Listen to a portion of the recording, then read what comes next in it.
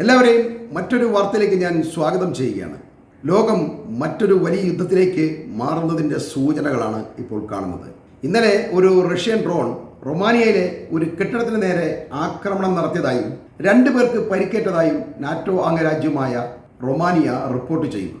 കഴിഞ്ഞ 2 വർഷത്തിനിടയിൽ റഷ്യയുടെ യുദ്ധതന്ത്രങ്ങളിൽ വലിയ മാറ്റങ്ങൾ ഉണ്ടായിട്ടുണ്ട്.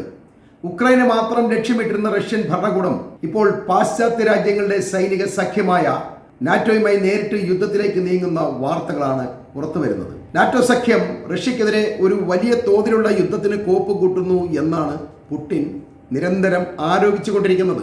അതിന് പിന്നാലെയാണ് നാറ്റോ അംഗരാജ്യമായ റൊമാനിയയിലേക്ക് ഒരു റഷ്യൻ ഡ്രോൺ ആക്രമണം നടത്തിയിരിക്കുന്നത്. ഇത് ഒരു വലിയ യുദ്ധത്തിലേക്ക് നീങ്ങാനുള്ള സാധ്യതകൾ തെളിഞ്ഞു വരികയാണ്. റഷ്യ ഇങ്ങനെ ചെയ്യുന്നതിന് ചില കൃത്യമായ കാരണങ്ങളുണ്ടെന്നാണ് പുടിൻ പറയുന്നത്. ഫിൻലൻഡും സ്വീഡനും നാറ്റോയിൽ ഈ അടുത്ത കാലത്ത് ചേർന്നിട്ടുണ്ട്. അതോടുകൂടി റഷ്യയുടെ അതിർത്തികളിൽ നാറ്റോയുടെ സാന്നിധ്യം വളരെയധികം വർദ്ധിച്ചിരിക്കുകയാണ് എന്ന് പുടിൻ ആരോപിക്കുന്നു. കഴിഞ്ഞ 2 വർഷമായി ഈ അതിർത്തികളിൽ നാറ്റോ നിരന്തരം സൈനിക അഭ്യാസങ്ങൾ നടത്തുന്നു. ഇത് തങ്ങളെ വളയാനുള്ള നീക്കമാണ് എന്നാണ് പുടിൻ ആരോപിക്കുന്നത്. ഉക്രൈന് യൂറോപ്യൻ രാജ്യങ്ങൾ നൽകിയ ദീർഘദൂര മിസൈലുകൾ റഷ്യയുടെ ഉള്ളിലെ സൈനിക കേന്ദ്രങ്ങളെ ആക്രമിക്കുന്നതിലേക്ക് ഉക്രൈൻ ഉപയോഗിക്കുന്നത് പുടിനെ കടുത്ത പ്രകോപനത്തിലാക്കിയിട്ടുണ്ട്. ഇത് ഉക്രൈന്റെ മാത്രം യുദ്ധമല്ല, മറിച്ച് നാറ്റോ നേരിട്ട് നടത്തുന്ന യുദ്ധമാണെന്നാണ് റഷ്യ വാദിക്കുന്നത്. എന്നാൽ ഈ യുദ്ധം അടുത്ത് വരുമ്പോൾ ട്രംപിന്റെ നയങ്ങളാണ് ഇപ്പോഴത്തെ നാറ്റോയുടെയും ഉക്രൈന്റെയും വലിയൊരു ആശങ്ക. ഈ കഴിഞ്ഞ 2 വർഷത്തിനിടയിൽ ഉക്രൈൻ നൽകിയിരുന്ന പല വലിയ സൈനിക സാമ്പത്തിക സഹായങ്ങളും അമേരിക്ക വെട്ടിക്കുറയ്ക്കുകയോ കടുത്ത നിബന്ധനകൾ വെക്കുകയോ ഒക്കെ ചെയ്തിട്ടുണ്ട്.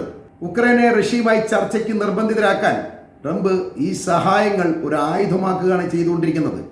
ഈ സാഹചര്യത്തിലാണ് ഉക്രൈൻ പ്രസിഡന്റായ സെലൻസ്കി ട്രംപിന് നേരിട്ട് കടുത്ത ഭാഷയിൽ ഒരു അടിയന്തര കത്ത് ഇപ്പോൾ അയച്ചിരിക്കുകയാണ്. കത്തിലെ പ്രധാന ഉള്ളടക്കം 3 കാര്യങ്ങളാണ്. അതായത് ട്രംപിന്റെ സഹായങ്ങൾ നിർത്തലാക്കിയാൽ സംഭവിക്കുന്നത് ഉക്രൈന്റെ പ്രതിരോധം പൂർണ്ണമായും തകരുമെന്നും അത് റഷ്യയ്ക്ക് ഉക്രൈനെ പൂർണ്ണമായി കീഴടക്കാൻ വഴി തുറക്കുമെന്നും ഉക്രൈൻ വീണാൽ പുടിൻ അവിടെ നിർത്തില്ല, റഷ്യയുടെ അടുത്ത ലക്ഷ്യം നാറ്റോ അംഗങ്ങളായ പോളണ്ട് അല്ലെങ്കിൽ ബാൾട്ടിക് രാജ്യങ്ങളോ ആയിരിക്കുമെന്നാണ്.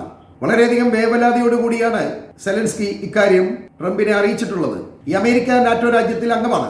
അതുകൊണ്ട് തന്നെ നാറ്റോ രാജ്യങ്ങൾക്ക് നേരെ ആക്രമണം ഉണ്ടായാൽ പരസ്പരം സംരക്ഷിക്കണമെന്ന ആർട്ടിക്കിൾ 5 കരാർ പ്രകാരം അമേരിക്കയ്ക്ക് നേരിട്ട് യുദ്ധത്തിൽ പങ്കാളിയാകേണ്ടി വരും. അതുകൊണ്ട് ഇപ്പോൾ ഉക്രൈനെ സഹായിച്ചില്ലെങ്കിൽ ഭാവിയിൽ അമേരിക്കൻ സൈനികർക്ക് നേരിട്ട് റഷ്യക്കെതിരെ യുദ്ധം ചെയ്യേണ്ടി വരും എന്നാണ് സെലൻസ്കിയുടെ മുന്നറിയിപ്പ്. എന്നാൽ ഈ മുന്നറിയിപ്പുകളൊന്നും വകവയ്ക്കാതെ ട്രംപ് ഇപ്പോൾ ഇതിൽ സന്തോഷിക്കുകയാണ്.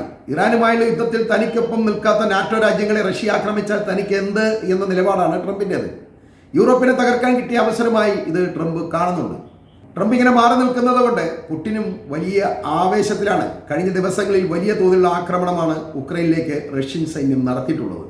നമ്മളെല്ലാവരും ഈ മിഡിൽ ഈസ്റ്റ് യുദ്ധത്തിൻ്റെ പിന്നാലെ ആകാംക്ഷയായി നടക്കുന്നത് കൊണ്ട് ഈ ഉക്രൈനും റഷ്യയും തമ്മിലുള്ള യുദ്ധത്തെക്കുറിച്ച് കാര്യമായ വിവരങ്ങളൊന്നും പുറത്തു വരുന്നില്ല. എന്നാൽ അത് വളരെയധികം നീറി പുകഞ്ഞുകൊണ്ടിരിക്കുകയാണ്, വളരെയധികം വലുതായിക്കൊണ്ടിരിക്കുകയാണ്.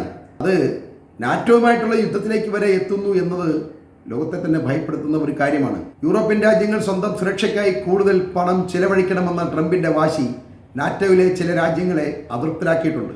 റഷ്യൻ ഭീഷണി നിലനിൽക്കുന്നതിനാൽ ഫ്രാൻസും ജർമ്മനിയും UK-യും തങ്ങളുടെ സൈനിക ബജറ്റ് വലിയ തോതിൽ ഉയർത്തിയിട്ടുമുണ്ട്. മാത്രമല്ല അമേരിക്കൻ സഹായം പരിമിതമായതോടെ ഉക്രൈൻ സ്വന്തമായി നിർമ്മിക്കുന്ന AI ദീർഘദൂര ഡ്രോണുകൾ ഉപയോഗിച്ച് റഷ്യയുടെ ആഭ്യന്തര എണ്ണ ശുദ്ധീകരണശാലകൾക്ക് നേരെ ആക്രമണങ്ങൾ നടത്തിക്കൊണ്ടിരിക്കുകയാണ്. ഇതിനെ പ്രതിരോധിക്കാനും ഉക്രൈന്റെ വ്യോമ പ്രതിരോധം പൂർണ്ണമായി തകർക്കാനും ലക്ഷ്യമിട്ട് റഷ്യയും തിരിച്ച് ആക്രമണങ്ങൾ നടത്തിക്കൊണ്ടിരിക്കുകയാണ്.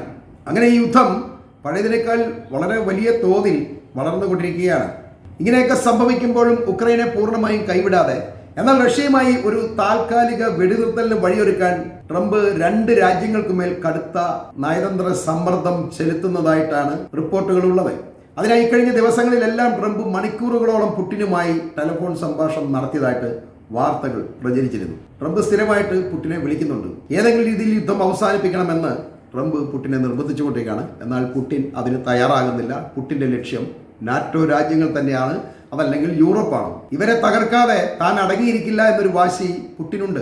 അതുകൊണ്ട് തന്നെ ഇതൊരു യുദ്ധത്തിലല്ലാതെ മറ്റൊരു തരത്തിലും കലാശിക്കില്ല എന്നുള്ള കാര്യം ഉറപ്പ് തന്നെയാണ്. ട്രംപ് ഇടപെടാത്ത പക്ഷം റഷ്യയുമായി നാറ്റോ രാജ്യങ്ങൾ നേരിട്ട് യുദ്ധത്തിനിറങ്ങുമെന്ന സൂചന പുറത്തു വന്നതോടെ റഷ്യ ഉക്രൈൻ യുദ്ധവും പുതിയ വഴിത്തിരിവിലേക്ക് മാറുകയാണ് എന്ന ഭീതി യൂറോപ്യൻ രാജ്യങ്ങളിൽ പരക്കെ ഉണ്ടായിട്ടുണ്ട്. അമേരിക്കയുടെ ലോകാധിപത്യം ഇപ്പോൾ ഏതാണ്ടൊക്കെ തകർന്ന ഒരു തരത്തിലാണുള്ളത്. ആ സ്ഥാനത്തേക്ക് റഷ്യക്ക് കടന്നു കയറാനുള്ള തന്ത്രമായിട്ട് റഷ്യയുടെ നീക്കങ്ങളെ നയതന്ത്രജ്ഞർ കാണുന്നുണ്ട്. ഇറാൻ, റഷ്യ, ചൈന, കൊറിയ സഖ്യം ലോകത്ത് പുതിയ കൂട്ടുകെട്ടായി വളരുകയും ഈ സഖ്യം ഏഷ്യ മുതൽ യൂറോപ്പ് വരെ തങ്ങളുടെ ചൊൽപ്പടിയിലേക്ക് കൊണ്ടുവരാനുള്ള നീക്കമായി ഇപ്പോൾ വിലയിരുത്തപ്പെടുന്നുണ്ട്. മിഡിൽ ഈസ്റ്റ് ഇതിനകം തന്നെ ഇറാനെ ഭയപ്പെട്ടു തുടങ്ങിയിട്ടുണ്ട്. ഇപ്പോൾ റഷ്യ യൂറോപ്പിനെയും ഭീഷണിപ്പെടുത്തുന്നു. ആസൂത്രിതമായ ഈ നീക്കം ലോകത്ത് വലിയ യുദ്ധങ്ങൾക്ക് സാധ്യത വർദ്ധിപ്പിക്കുമ്പോൾ ആണവ ബോംബുകൾ കൊണ്ട് മനുഷ്യകുലത്തെ ഒന്നാകെ കൊന്നൊടുക്കി ഒരു പരിഹാരം കാണുക എന്നതാണ് ഇനി വരാനുള്ളത് എന്നുകൂടി പറയുകയാണ്. ഈ വാർത്തകൾ ഞാനിവിടെ അവസാനിപ്പിക്കുന്നു.